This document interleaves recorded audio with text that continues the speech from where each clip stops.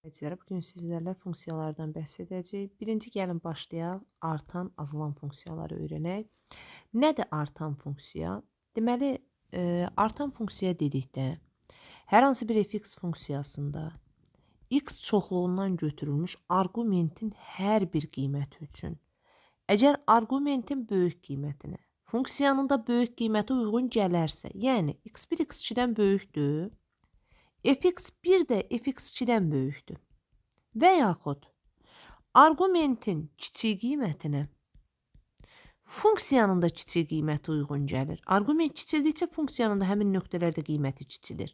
O zaman bu funksiyaya biz deyirik artan funksiya. Artan funksiyaları necə işarə edirik? Ox işarəsinin köməyi ilə yuxarıda göstərmək olar. Artan funksiya dedikdə onlara gəlin nümunə çəkək. Məsələn, y bərabər x kubu funksiyası. Kubik funksiya bir artan funksiyadır. Gəlin analiz edək ki, görək niyə kubik funksiyası artan funksiya olur. Baxaq. Baxın, bu kubik funksiya.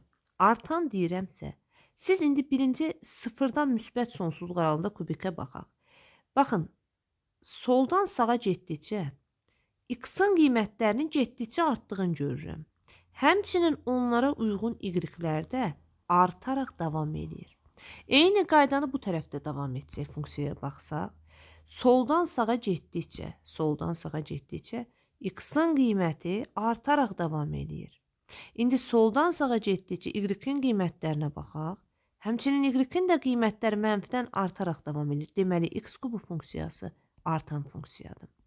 Arqumentin böyük qiymətinə funksiyanın da böyüyü, arqumentin kiçik qiymətinə funksiyanın da kiçiyi uyğun gəlirsə, bu funksiya artan funksiyadır və bunu qrafik üzərində də gördük. Artan funksiyaları nümunə çəkək. Əgər sizə y bərabər də ax kubu funksiyası verilibsə, baş əmsal müsbət olarsa, funksiya hər zaman artandır. Baş əmsal mənfi olarsa, yəni kubikin əmsalı, bu o zaman funksiya azalandı. Y bərabər də a kök altında 2-ci dərəcədən olsun x. Bu funksiyada da həmçinin a müsbət olduqda artan, a mənfi olduqda azalan. Bizə tanış olan başqa bir funksiyanın adını çəkmək istəyirəm. Y bərabər kx plus b funksiyası. Əgər k-mız burada müsbətdirsə, funksiyamız artandır. K-mız mənfidirsə, funksiyamız azalandır. Məsələn, y bərabər mənfi 2x plus 5. K əmsalı mənfi olduğu üçün funksiyanı azalan adlandıracağım. Və yaxud y bərabərdir 5x kubu plus 3. Kubik funksiyaya nümunədir. Kubik funksiyanın baş əmsalı müsbətdirsə, bu funksiya artandır. Başqa biz artan funksiya haqqında nə deyə bilərik? Tutaq ki, elə bir fx funksiyası verilib ki, funksiyanın özü verilmədiyi halda, funksiyanın qiymətlərini artanlıq azalanlığa görə müqayisəsini istəyir. Məsələn, fx funksiyasıdır, deyir artan funksiyadır. İndi sizdən soruşur ki, aşağıdakı qiymətlərdən hansı ən böyük, hansı ən kiçikdir? Baxın, artan funksiyada biz nə dedik? Arqumentin böyüyünə böyük uyğundur, kiçiyinə kiçik. O zaman f5 bunların içərisində ən böyük qiymətdir. F-2 də bunların içərisində ən kiçik qiymətdir. Elə bilirəm ki, bu artan funksiya haqqında məlumatımız kifayət qədər oldu. Kiçik azalan funksiya. Bəs azalan funksiya nədir? Fx funksiyasının x çoxluğundan götürülmüş hər bir x üçün x-in böyük qiymətinə, baxın, x-in böyük qiymətinə funksiyanın kiçik qiyməti uyğundursa və ya tərsinə də deyə bilərsiniz. X-in kiçik qiymətinə funksiyanın böyük qiyməti uyğundursa, yəni tərslik yaranır artıq buradan, uyğundursa, onda bu funksiyalara biz deyirik azalan funksiyalar. Azalan funksiyalar. Artan, azalan funksiyalar haqqında başqa nə fikir söyləmək olar? Məsələn, y bərabərdir kx plus b xətti funksiyasına aid bir nümunə çəkək. Y bərabər mənfi 3x plus 5. Şəkildən görülür ki, k mənfidir, funksiya azalandı.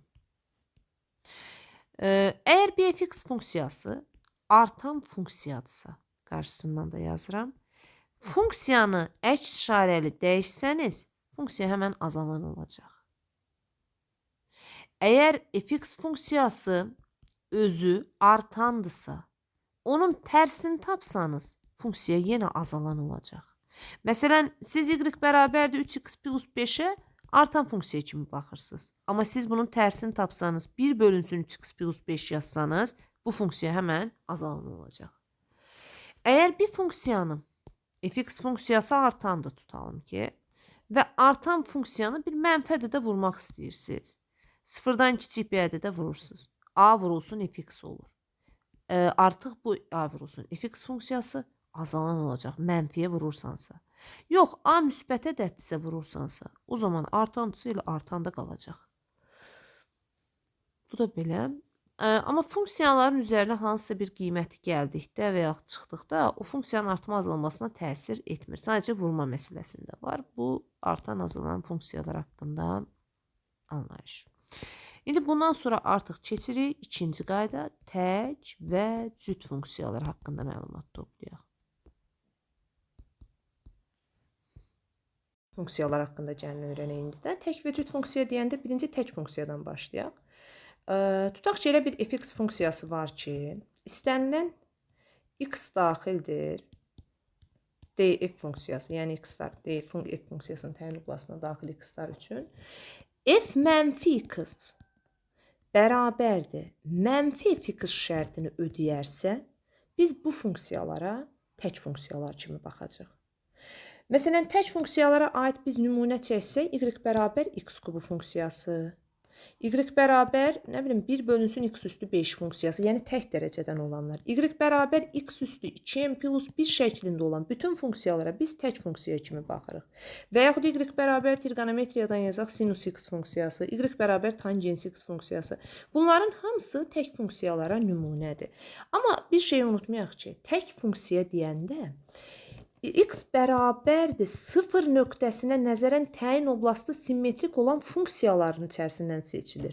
Həm tək, həm də cüt funksiyanın tərifini verərkən biz deyirik ki, x bərabərdir 0 nöqtəsinə görə simmetrik olan, yəni koordinat başlanğıcına nəzərən simmetrik olan təyin oblastına sahib funksiyaların içindən biz tək və cüt funksiyaları seçirik. İndi gəlin bir tək funksiyanın yoxlama qaydasına baxaq. Məsələn, bizə verər ki, y bərabərdir x kubu plus 2x funksiyası. Necə təkliyin cütlüyünü yoxlaya bilirik funksiyanın? Ümumiyyətlə, təkliyin yoxlamaq üçün nə etmək lazımdır? Biz axı dedik ki, f mənfi x mənfi fx olur. Baxın, aparıb x-in yerinə mənfi yazıram. Və mənfi ədədi yazdıqda bu alınır mənfi x kubu minus 2x. Mənfini burada mötərəzi önünə çıxardım. Və mən bir şeyə baxıram ki, artıq burada mənim funksiyam olduğu kimi qalıb, sadəcə önündə mənfi yaranıb. Yəni, mənfi fx şərti ödənir. O zaman bu tək funksiyadır. Və tək funksiyanı biz bu şəkildə araşdırıb düsturundan tapa bilərik ki, bu təkdir, cütdür. Bir dənə də bir pratik qayda deyim. Məsələn, y bərabərdir x üstü 5 plus 1 bölünsün, tutaq ki, x funksiyasıdır. Bizdən bunun təkliyin cütlüyünü istəyir. İki qiymətlə biz bunun təkliyin cütlüyünü tapa bilərik. Məsələn, müsbət tərəfdən bir qiymət götürürəm. X-a 2 verirəm. Bu biraz pratik qaydadır seçmək üçün. Yəni, ədədlərindən istifadə edərək təkliyin cütlüyünü araşdırmaqdır. 2-ni aparıb yerinə yazsam mən nə olacaq? 2 üstü 5, 32 plus 2-də 1. Bu eləyir 32 tam 2-də 1. İndi yaxşı, aparıram mənfi 2-ni yazıram yerinə. Mənfi 2-ni yazsam, mənfi 32 üstə gəl mənfi 2-də 1. Bu da elədir. Mənfi 32 tam 2-də 1. Fikir verin, biz əks qiymətləri yerinə yazanda cavabda əks ədədlər aldıq. Buradan bu funksiyanın tək olduğu ortaya çıxır. Deməli, niyə? Çünki bizim f mənfi x-imiz mənfi fx şərtini ödəmiş olur bununla da.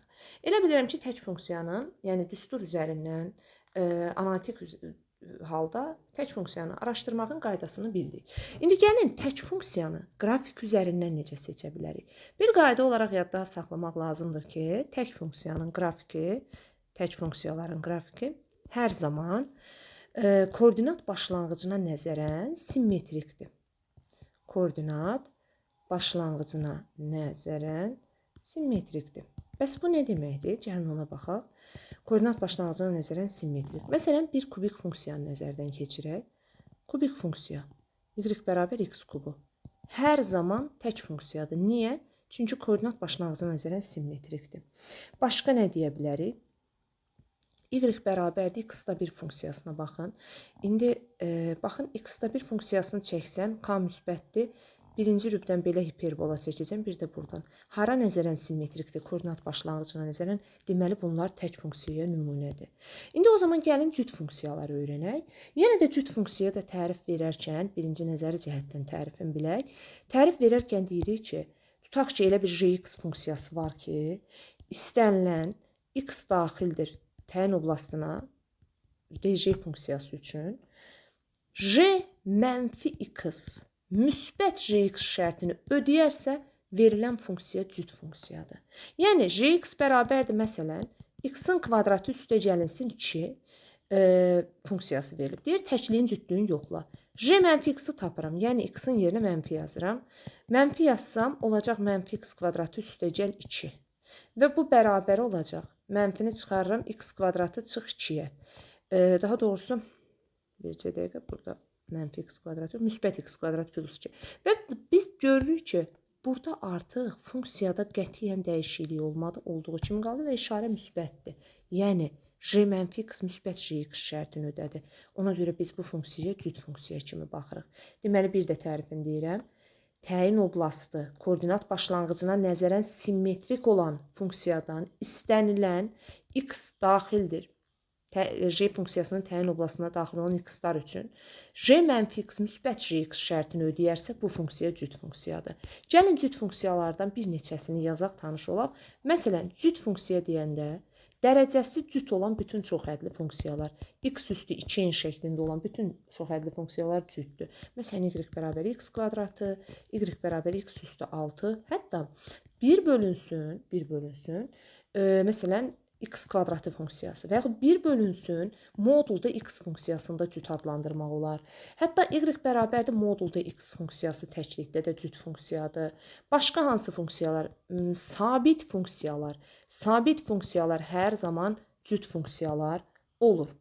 İndi başqa nə deyə bilərik? Cüt funksiyanın qrafikindən danışa bilərik. Məsələn, biz qrafik üzərindən funksiyanın cütlüyünü, təkliyini necə araşdıra bilərik? Əgər bir funksiyada deməli, funksiyanın qrafiki ordinat oxuna nəzərən simmetrik olmağı bacararsa, yəni y bərabər funksiya, tutaq ki, məsələn, x kvadratı yazıram, ordinat oxuna nəzərən simmetrikdir. Bu funksiya cüt funksiyadır. Və yaxud modul x funksiyası, y bərabərdir modulda x üstəgəl 2 funksiyası. Necə çəkilir? 2 nöqtəsindən bu şəkildə belə bir qrafik çəkilir. Bu modul funksiyası da həmçinin cüt funksiyadır. Nədən? Çünki ordinat oxuna nəzərən qrafik simmetrikdir. Bu belə. Başqa nə deyə bilərik cüt funksiyalardan? Amma bir şey yadda saxlamaq lazımdır ki, cüt funksiyalarda hər zaman və hər zaman aralıq deməli simmetrik oblast olmalıdır. Yəni təyin oblastları. Necə? Məsələn, yazırıq mənfi, tutaq ki, sonsuzluqdan mənfi 2-yə qədər birləşir, müsbət 2-dən müsbət. Bu bir cüt funksiyanın təyin oblastı ola bilər. Və yaxud yazaq ki, deməli, məsələn, mənfi sonsuzluqdan müsbət sonsuzluğa, bu da bir cüt funksiyanın təyin oblastı ola bilər. Mənfi sonsuzluqdan 7-yə birləşir, mənfi 7-yə birləşir 7-dən müsbət sonsuzluğa. Yəni, simmetrik oblastlar olmalıdır cüt funksiyaların hər zaman, belə deyək, təyin oblastı. Bunu da bildik. Daha sonra nədən danışaq? Məsələn, bir funksiya götürək gəlin. Y bərabər x minus 2-nin kvadratı. Mənə deyir, bu funksiya cütdürmü, təkdimi, bunu yoxla. Gəlin baxaq. Əvvəlcə funksiyanın açılışını yazıram. X kvadratı minus 4x üstə gəl 4. İndi yoxlanış qaydası necə idi? Mənfi x yazırdım da yerlərinə. Mənfi x-in kvadratı minus 4 vurulsun. Mənfi x üstə gəl 4. Mənfi x-in kvadratı x kvadratı üstə gəl 4x üstə gəl 4. İndi bir funksiyanı nəzərdən keçirin. Sizin funksiya ilə yuxarıdakı funksiya arasında fərq yarandı artıq. Eyni bir funksiya olmadı. Deməli, bu funksiya nə tək, nə cüt funksiyadır. Elə bundan yola çıxaraq, biz funksiyaların içərisində necə kombinasiya görərsək, ona tək və ya cüt kimi baxa bilərik. Gəlin, onu araşdıraq. Deməli, əgər, baxın, bu yazdığımız funksiyanın içərisində diqqətli baxsanız, cüt də var, tək də var, yenə cüt var. Ona görə biz axırda alınan funksiyamız nə tək çıxdı, nə cüt. Bəs gəlin görək bunu qayda şəklində necə deyə bilərik? Qayda şəklində belə deyə bilərik ki, məsələn, tutaq ki, bir cüt funksiya olsun, fx cüt olsun. Bir dənə də jx götürək, tək olsun bu da. Əgər siz cüt funksiyanı vuracaqsınızsa tək funksiyaya. onda cavab hər zaman tək funksiya çıxmalıdır. Əgər siz cüt funksiya ilə tək funksiyanı toplayacaqsınızsa, cavab nə tək, nə cüt funksiya çıxacaq. Və yaxud çıxanda da yenə eyni qaydadır. Toplayanda da, çıxanda da bu birdir. Nə tək, nə də cüt funksiya çıxacaq. Əgər siz tək funksiya ilə, hər hansı bir tək funksiyadır, tutaq ki, J ilə işarə edək bunu indi biz. J funksiyası, J1x, bir dənə də tək funksiya götürək. Tək funksiyanı tək funksiyaya vuranda, yəni təki təkə vuranda, cavabımız eləyəcək tək funksiya. Eyni ilə cüt funksiyanı, istəyirsiniz bunu belə qısaca yazım, heç funksiya ilə yazmayayım, sözlərlə yazım, daha yaxşı yadda qalsın. Əgər tək funksiyanı tək funksiyaya vurursunuzsa, cavabda tək alacaqsınız. Əgər cüt funksiyanı cüt funksiyaya vurursunuzsa, cavabda cüt alacaqsınız. Əgər iki cüt funksiya bir-birinə vurulsa bu, amma biri tək, biri cütdür, tutaq ki, baxın məsələn, deyirəm ki, biri cüt funksiyadır, biri tək funksiyadır. Tutalım ki, y bərabərdir, 2x kvadratı cütdür, bir dənə də x kubu götürürəm, təkdir. Artıq baxın, cüt vur tək. Burada, baxın, 2x üstü 5. Nə alındı? Tək funksiya. Deməli, cüt funksiyanı tək funksiyaya vuranda cavab eləyir tək funksiya. Bu da funksiyalar haqqında ümumi qayda. Başqa nə deyə bilərik cüt tək funksiya haqqında?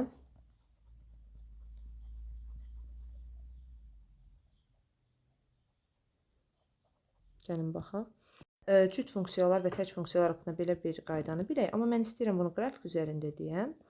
Əgər bir cüt funksiyada simmetrik oblastda olduğu üçün hər zaman onun təyin oblastı, cüt funksiyalarda aralığın simmetrik oblastın bir tərəfində azalma varsa, məsələn, baxın, mənfi sonsuzluq sıfırda azalır bu qrafik.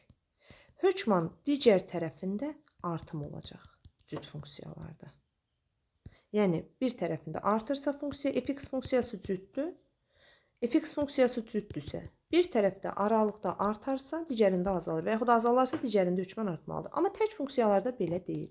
Qrafikinə fikir verin, tək funksiyalarda simmetrik oblastın bir tərəfində artırsa, digər tərəfində də artır. Bir tərəfində azalacaqsa, digər tərəfində də azalacaq. Bu da təkliyi, cütlüyü haqqında olan teori. İndi gəlin keçək, biz mürəkkəb funksiyalar haqqında biraz da danışaq. Mürəkkəb funksiya deyəndə nə başa düşürük? Aydın məsələdir, mürəkkəb funksiya deyəndə iki və daha çox funksiyanın birləşməsini nəzərdə tuturuq. Amma gəlin görək mürəkkəb funksiyanın hansı xassələri var? Biz mürəkkəb funksiyaya tərifi necə veririk? Deyirik ki, tutaq ki, hər hansı istənilən x üçün x əgər daxildirsə, j funksiyasının təyin oblastına, x-lar j-nin təyin oblastına daxildir. Və alınan j-x-lar isə fx funksiyasının təyin oblastına daxildirsə, onda hər bir x üçün f(j)x-ı qarşıya qoyan uyğunluğa biz f(j)x mürəkkəb funksiyası kimi baxırıq. Bəs mürəkkəb funksiyanı necə alırıq? Ümumiyyətlə, hər verilən funksiyada mürəkkəb funksiya yaratmaq mümkündürmü? Gəlin o sualı qoyaq qarşımıza. Məsələn, fx bərabərdir. Tutaq ki, kök altında x plus 3 funksiya. X və yaxud elə sadəcə x olsun. X funksiyası olsun. Heç artıq bir şey yazmayacağım. Jx bərabərdir tutalım ki, deyir mənfi 2 bölünsün x üstü 4 funksiyası. Belə bir funksiya verib. İndi məndən soruşur ki, f(j)x kompozisiyasını düzəlt. Baxın, biz məlum məsələdir ki, bu mənfi 2 bölünsün x üstü 4 funksiyası heç bir zaman mənfi qiymət almayacaq.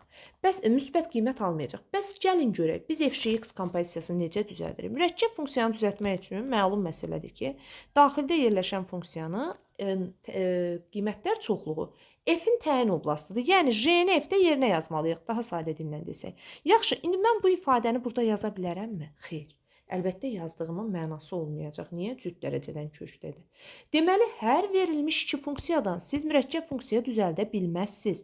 Əgər siz, belə deyək, j(fx) kompozisiyası düzəldirsinizsə, onda belə çıxır ki, baxın, j(fx) kompozisiyasını düzəltmək üçün iki hal mümkün ola bilər. Ya j funksiyasının qiymətlər çoxluğu f funksiyasının təyin oblastı ilə ortaq bir kəsişmə bir hissəsi olsun, hansısa bir aralıq kəsişsin və yaxud J funksiyasının qiymətlər çoxluğu, baxın, YJ, F funksiyasının təyin oblastının alt çoxluğu olsun. Ya alt çoxluğu olmalıdır, ya kəsişməsi olmalıdır ki, siz onlardan mürəkkəb funksiya düzəldə biləsiniz. Yəni, hər verilmiş funksiyadan mürəkkəb funksiya qurmaq olmazmış. Gəlin, indi bir neçə mürəkkəb funksiya quraq və qiymətlərə baxaq. Hətta istəyirsiniz, gəlin belə edək, bunu biz kitab üzərindən edək, 10-cu sinif dərsdə. Kitab üzərindən gəlin bir neçə suala baxmaq istəyirəm 10-cu sinifdən. Birinci 3 nömrəli suala baxaq, funksiya düzəltməyi bacaraq. Deyir, fx bərabər 2x plus 1-dir. Jx-ı da verib ki, x kvadratı çıx 3. İndi sizdən soruşur ki, ilk öncə fjx kompozisiyasını düzəldin. Nə anlama gəlir bu? Yəni, siz j-ni f-də yerinə yazacaqsınız. Gəlin yazaq. J funksiyasını aparım, f-də arqumentin yerinə yazım. O zaman olacaq 2 vurulsun x kvadratı çıx 3, üstə gəl 1. Buna deyirlər jfx mürəkkəb funksiyası və ya jfx kompozisiyası və ya superpozisiya da deyirlər bəzən. Fərqi yoxdur, necə adlandırırsınız, adlandırın. Yəni, 2 və daha çox funksiyanın birləşməsidir mürəkkəb funksiya. 2x kvadratı minus 5 kimi bir mürəkkəb funksiya çıxır. Yaxşı. İndi birdən sizdən soruşsa ki, jfx-ı düzəldin. Onda necə eləməlisiniz? F funksiya içəridə yerləşir. F-i j-də yerinə yazmalısınız. F-i aparıb arqumentin yerinə yazıram. Mötərəzə içinə yazıram 2x plus 1-in kvadratı çıx 3. Müxtəsər vurma düsturuna görə açarsam əgər nə alınar? Deməli, 4x kvadratı üstə gəl 4x üstə gəl 1 çıx 3. 4x kvadratı üstə gəl 4x çıx 2. Bax, bu oldu mürəkkəb funksiya. Hətta funksiyanın özündən belə bir dənə funksiyadan belə mürəkkəb funksiya düzəltmək olur. Necə yazıram? Fx-i fx-da yerinə yazıram. Yəni, baxın, fx 2x plus 1 deyilmi? Argumentinin əvəzinə yenidən özünü yazıram. Bu, o fx kompozisiyasını düzəltmək anlamına gəlir. 4x plus 2 üstə gəl 1. Bu da eləyəcək 4x plus 3. Deməli, özünü-özündə yazdıqda yerinə yenə də bir xətti funksiya alırıq. Amma əgər siz bir mürəkkəb funksiya hesablayanda, mötərəzənin içərisində hansısa bir qiymətin hesablanmasısa, arqumenti ədədlə veribsə artıq, f, j4. Bunu yazmaq üçün mürəkkəb funksiya qurmağınıza ehtiyac olmayacaq. Necə ehtiyac olmayacaq? Gəlin ona baxaq. Deməli, j4-ü əvvəlcə tapırsınız. j4-ü tapmaq üçün aparıb j funksiyasında yerinə 4 yazıram. j4 bərabərdir, kökdə 4 çıx 1. Bu da eləyəcək 1. Artıq j4-ün qiyməti var 1. İndi f1-i hesablayırsınız. Aparırsınız f-də 1 yazırsınız. 1-in kvadratı o da 1. Ədəd olduqda artıq mötərəzənin içərisində ehtiyac qalmayacaq. Məsələn, f3-i hesablayın. Mötərəzənin içərisində nədir? f3. f3 aparın funksiyada 3 yazın yerinə. fx funksiyasında x-in yerinə 3 yazsam, 3-ün kvadratı 9 eləyəcək. Deməli, bu 9-dur. J 9 oldu. J9 nə deməkdir? Orada x-in yerinə 9 yazırsınız. 9 minus 1. 3 minus 1, bu da eləyəcək 2. Hətta baxın, belə bir şey də verilə bilər sizə. Ədədlə üçlü mürəkkəb funksiya yazıb f. Dairə ilə çəkib kiçik, o da mürəkkəb funksiya olduğunu göstərir. Onu çəkməyə də bilərsiniz. Belə yazın. J1. Üçlü mürəkkəb funksiya. Bu nə anlama gəlir? Əvvəlcə siz J1-i hesablayırsınız. Hesablayaq. Aparın funksiyada x-in yerinə 1 yazın J-də. 2 vur 1-in kvadratı çıx 1. Cavab elədi 1. Gətirib J1-in əvəzinə 1 yazırsınız. İndi H1-i tapaq. Aparıb x-in yerinə 1 yazırsınız. 1-in kvadratı üstə gəl 1. Bu da elədi 2. F2. F2 nədir? X-in yerinə 2 yazırsınız. 4 vur 2. Bu da eləyəcək 8.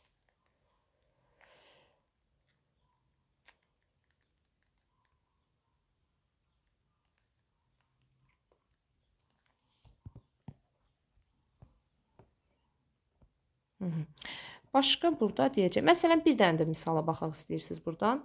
Fx, gx verib, fgx kiçik 0 bərabərsizliyini həll etməyimizi istəyir. Yəni, deyir ki, sizə. Burada bir bərabər mürəkkəb funksiyanı alın. Mürəkkəb funksiya necə kompozisiyadır? J içərdədir. J-ni aparın, f-də yerinə yazın. Olacaq belə, kök altı x kvadratı plus 1-in kvadratı çıx 5, kiçiymiş 0-dan. X kvadratı üstə gəl 1, çıx 5, kiçik 0-dan. Gördüyünüz kimi kvadrat, belə deyək, tənlikdir. Bu da artıq vurğulara ayrıla bilirdi. X plus 2, x minus 2 kökləri müsbət 2, mənfi 2. Buradan mənfi 2, müsbət 2-ni tapın, işarə təyin edin. Sizdən kiçik sıfırı soruşur. Deməli, cavab mənfi 2, 2 aralığı olacaq. Bu da mürəkkəb funksiya. Bir dənə qaldı bizim tərs funksiyamız. Gəlin tərs funksiya anlayışına da baxaq. Gəlin tərs funksiya anlayışını aydınlaşdıraq. Görək funksiyanın tərsi nədir? Baxın, müəllimlər, funksiyaya biz tərif verəndə deyirdik ki, y bərabər fx funksiyasının tərifində arqumentin bir və ya bir neçə qiymətinə funksiyanın bir qiyməti uyğun gəlməlidir. Yəni, nə demək istəyirik? Əgər bir yerdə sizə belə bir asılılıq veribsə ki, 1, 3, 1, mənfi 2, 4, 5 fərz edək, siz bu belə deyək, cütlər şəklində verilmiş bu asılılığa funksiya deyə bilməzsiniz. Çünki arqumentdə 1, 1 var və funksiyanın fərqli qiymətləri uyğundur. Amma gəlin belə danışaq biz. Deməli, funksiyada əgər biz deyiriksə arqumentin bir və ya bir neçə qiymətinə funksiyanın bir qiyməti uyğundur. Məsələn, bir funksiya üzərində bunu mən sizə deyim. Tutaq ki, x üstü 4 funksiyası verib. X-in 3 qiymətinə də bu 81 alır. X-in mənfi 3 qiymətinə də bu funksiya 81 alır. Bu funksiyada fikir verin. Arqumentin bir qiymətinə funksiyanın eyni bir qiyməti uyğun oldu. Deməli, əgər hər hansı bir funksiyada, hər hansı bir aralıqda və yaxud funksiyanın verilmiş aralığında arqumentin bir qiymətinə funksiyanın da bir qiyməti qarşıya qoyulursa, yəni x1 fərqli x2, fx1 fərqli fx2 şərti ödənirsə, həmin aralıqda verilən fx funksiyası tərsi olan funksiya adlanır, dönən funksiya adlanır. Baxın, gəlin bunu nümunələr üstündə daha da aydınlaşdıraq, sonra tərsin tapılmasına keçək. Məsələn, deyirəm ki, y bərabər ən bariz nümunə x kvadratı götürək, bir də x kubu götürək. Və hər ikisini hətta qrafikində çəkib, qrafik üzərində də dönən funksiyaların qrafikini necə aydınlaşdırırıq, onu deyək. Baxın, bu kvadratik funksiyadır, bu da kubik funksiyadır. Baxın, y bərabər x kvadratı funksiyasında x-in məsələn 2 qiymətinə funksiyanın 4 qiyməti uyğundur. 3 qiymətinə 9 qiyməti uyğundur. Həmçinin x-in mənfi 2 qiymətinə 4 qiyməti uyğundur. Mənfi 3 qiymətinə yenə müsbət 9 qiyməti uyğundur. Onda belə çıxır ki, kvadratik funksiya bütün ədəd oxunda tərsi olan funksiya deyil. Çünki x-in bir qiymətinə y-in bir qiyməti uyğun gəlmir bu bütün ədəd oxunda. Amma kvadratik funksiya haqqında demək olar ki, kvadratik funksiyanın mənfi sonsuzluqdan sıfıra qədər olan qismində, baxın, tərs funksiyanın bu şərti ödənir. X1 x2-dən fərqli, fx1 fx2-dən fərqli qiyməti ödənir. Mənfi sonsuzluq sıfırda da kvadratikə tərs tapmaq olar, indi hansı ki onu da deyəcək. Və sıfır müsbət sonsuzluqda. Amma elə funksiyalar var ki, bütün ədəd oxunda tərsi olan dönən funksiyadır. Məsələn, kubik funksiya. Niyə buna kubik funksiyaya tərsi olan deyirik? Çünki özünün bir qiymətini arqumentinin bir qiymətində alır. Tutaq ki, bura 2 verdiniz, aldınız 8. Həmçinin mənfi 2 verin, alacaqsınız mənfi 8. Hər bir qiymət üçün kubik. Ona görə kubik funksiya rahatlıqla deyə bilirsiniz ki, mənfi sonsuzluq, müsbət sonsuzluq aralığında tərsi olan funksiyadır. Bir də kvadratik funksiyanın, kubik funksiyanın nümunəsinin qrafikini ona görə çəkdim ki, siz qrafiklərdən belə tapa bilərsiniz ki, bir funksiyanın tərsi varmı bütün oxda ya yoxdur. Təbii ki, baxın, kvadratik funksiyanı çəkdim. Əgər bir funksiyanın bütün oxda tərsinin olub-olmadığını qrafikdən tapmaq istəyirsinizsə, apsis oxuna paralel və ya elə apsis oxunun özünü də götürə bilərsiniz. Bir xətt çəkin. Əgər apsis oxuna paralel çəkdiyiniz bu xətt funksiyanın qrafikini 2 və daha artıq nöqtədə kəsirsə, onda bu funksiyanın bütün ədəd oxunda tərsi var deyə bilmərik. Olmaz. Amma əgər apsis oxuna çəkdiyimiz paralel xətt onu bir nöqtədə kəsirsə, onda bu funksiyanın bütün ədəd oxunda, bütün həqiqi ədədlər çoxluğunda tərsi olan funksiya kimi baxa bilərik. Elə bilirəm, bu aydındır. Keçək indi tərs funksiyanın tapılması anlayışına baxaq. Baxın, hər hansı bir funksiyanın tərsini tapmaq üçün, məsələn, bu ən sadə bir nümunə çəkək. 3x plus 2 xətti funksiyadır.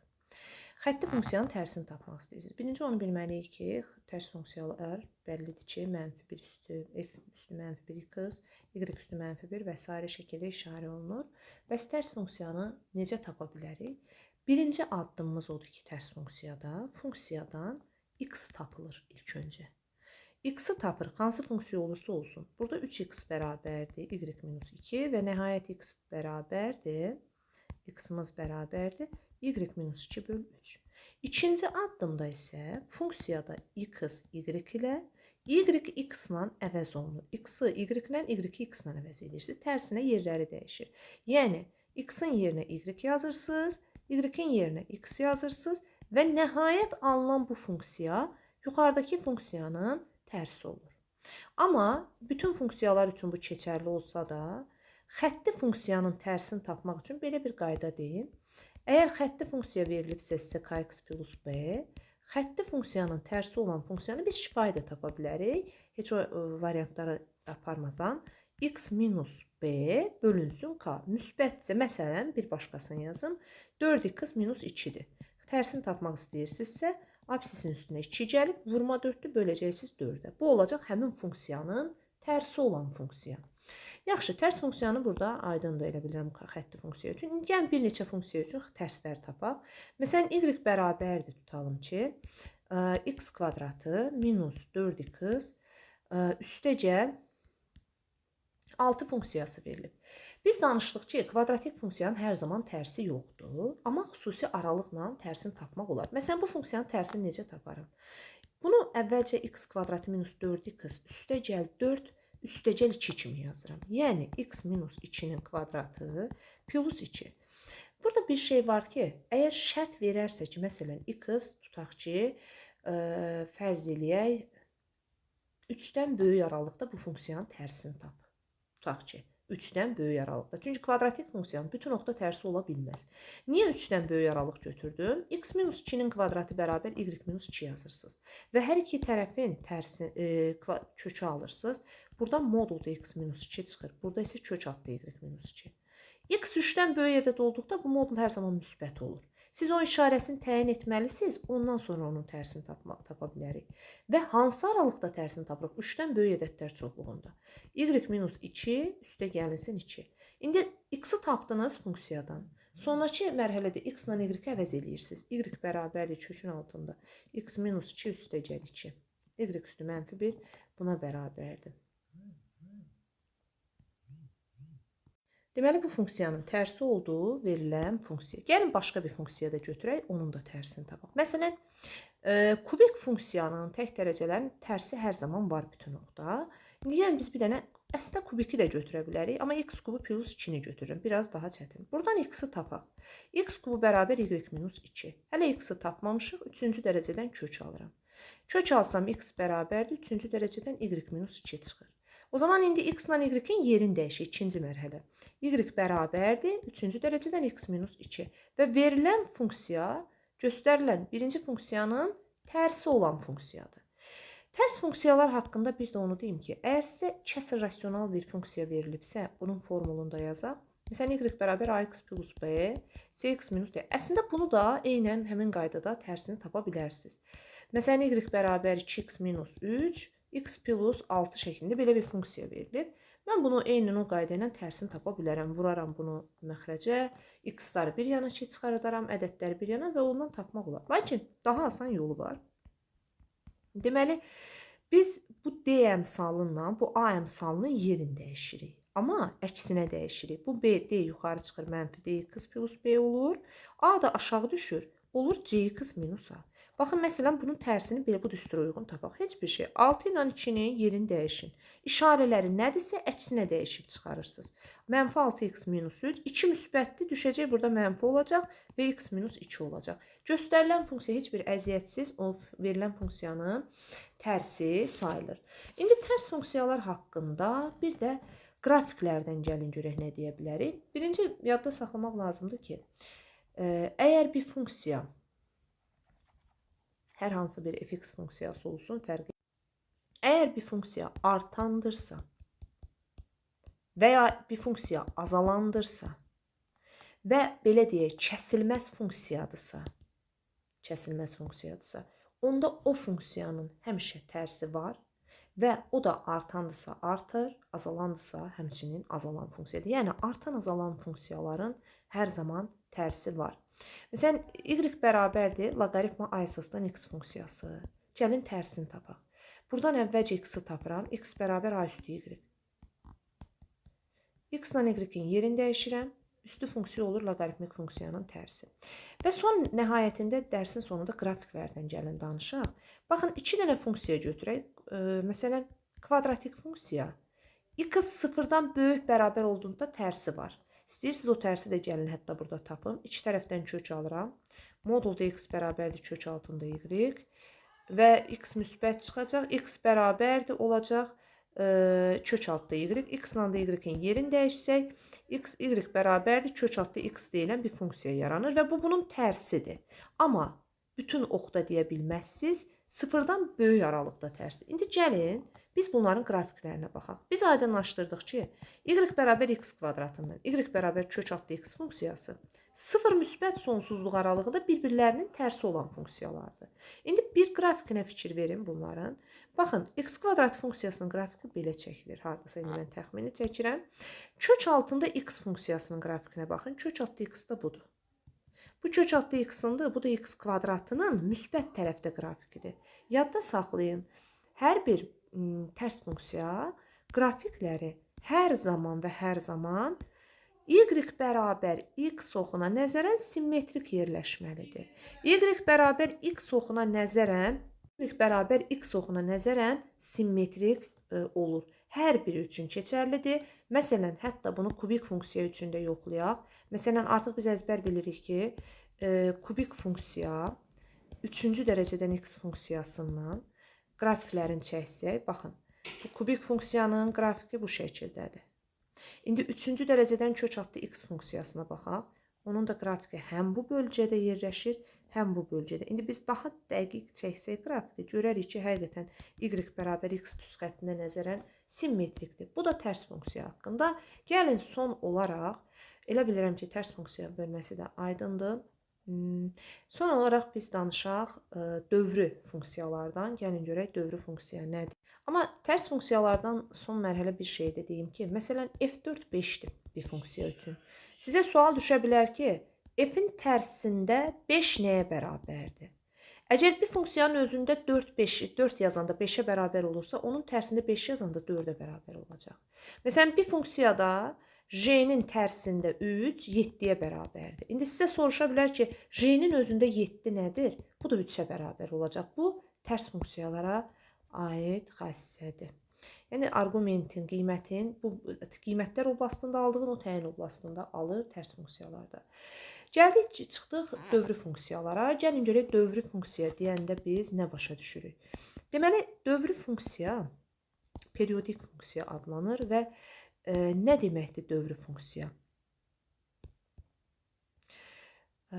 Dövrü funksiya deyəndə, tutaq ki, bir fx funksiyası var və elə bir sıfırdan fərqli bir t ədədi var ki, bu funksiyanın təyin oblastından götürülmüş istənilən x üçün fx minus t-də, fx plus t-də bərabərdirsə fx bərabərliyi ödənərsə, onda biz deyirik ki, bu fx funksiyası dövrü t olan bir funksiyadır və periodik funksiyadır. Bu anlamı nədir? Bunu gəlin daha bəsit, sadə bir şəkildə deyim. Məsələn, tutaq ki, deyirəm, f 7 3-dür. Və sizdən soruşur ki, dövrü 6 olan bir funksiya üçün qiymətlərini tap. Məsələn, sual verə bilər ki, 19-u tap. Və yaxud belə deyə bilər, başqa bir qiymətdə soruşa bilər. Amma ardıcılığı elə istəyirsiniz, mən yazım.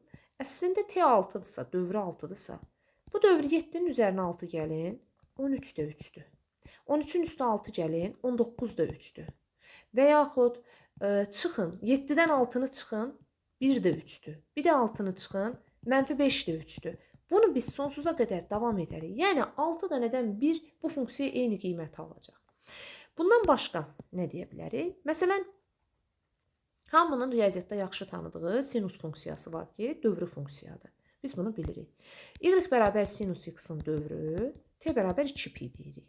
Amma bu funksiyanın bu əsas dövrüdür. Bəs nədir əsas dövr?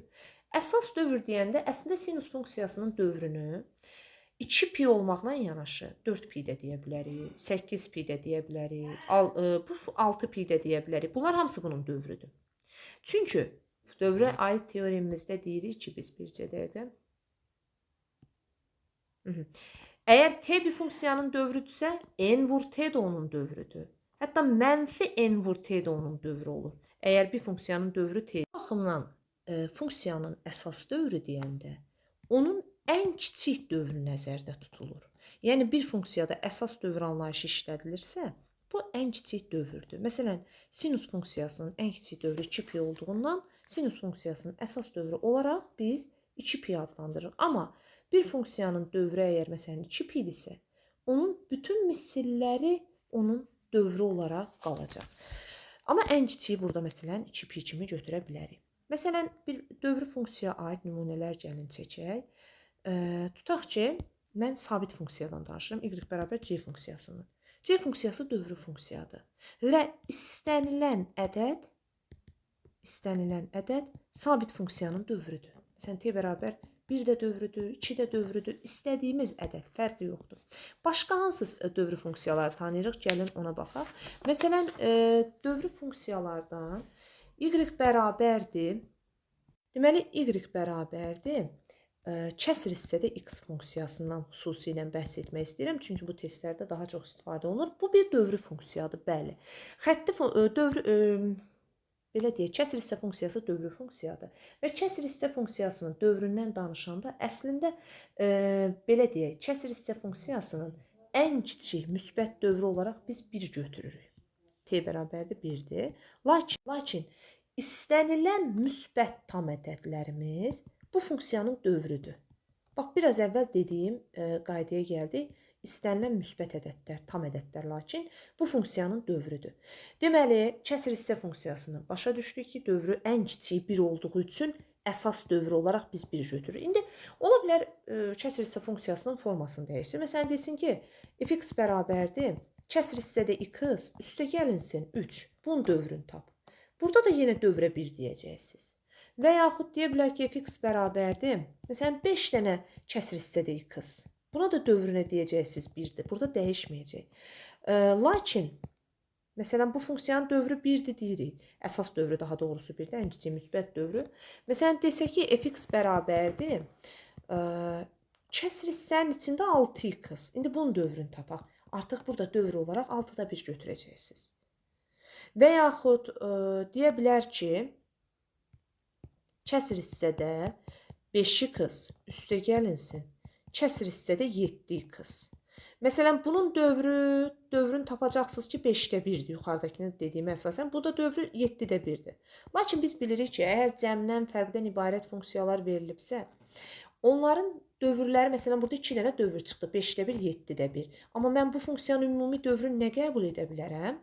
Təbii ki, bu halda əgər verilən dövrlər ortaq ölçülü ədədlərdirsə, məsələn, hal-hazırda ikisi də adi kəsirdir. Onda onların dövrünü əçob tapıb götürəcəm. 5-də 1-lə 7-də 1-in əçobu. Əçobda da bildiyiniz kimi surətlərə əçob tapırıq, mətrəclərə əbob, bu da eləyir 1. Bu şəkildə dövrü funksiyalarda sağ olun.